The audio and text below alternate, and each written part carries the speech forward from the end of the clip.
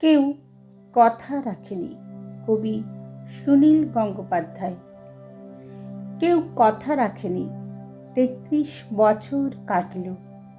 কেউ কথা রাখেনি। ছেলেবেলায় বৈষ্টমী তার আগমনী গান হঠাৎ থামিয়ে বলেছিল, শুক্লা দ্বাদশীর দিন অন্তরাটুকু শুনিয়ে যাবে। তারপর কত চন্দ্রভোগ অমাবস্যা এসে চলে গেল, কিন্তু সেই বৈষ্টমী আর এলো না। ২৫ বছর প্রতীক্ষায় আছি। মামাবাড়ির মাঝি নাদের আলী বলেছিল, বড় হও দাদা ঠাকুর, তোমাকে আমি ৩ প্রহরের বিল দেখাতে নিয়ে যাব।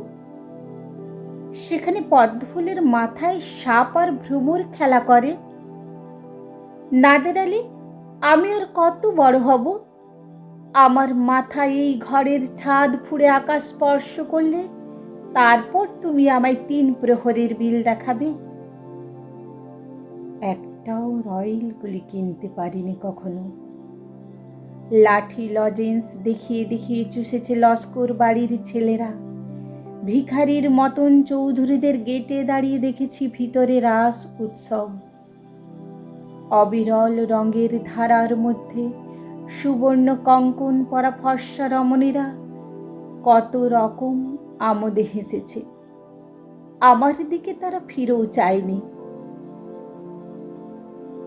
বাবা আমার কাঁধ ছুঁয়ে বলেছিলেন, দেখিস একদিন আমরাও। বাবা এখন অন্ধ। আমাদের দেখা হয়নি কিছুই। সেই রয়েল গুলি, সেই লাঠি লজেন্স, সেই রাস উৎসব আমায় কেউ ফিরিয়ে দেবে না। বুকের মধ্যে সুগন্ধি রুমাল রেখে বরুণা বলেছিল, যেদিন আমায় সত্যিকারের ভালোবাসবে সেদিন আমার বুকেও এরকম আদরের গন্ধ হবে। ভালোবাসার জন্য আমি হাতের মুঠোয় প্রাণ নিয়েছি। দুরন্ত ষাঁড়ের চোখে বেঁধেছি লাল কাপড়।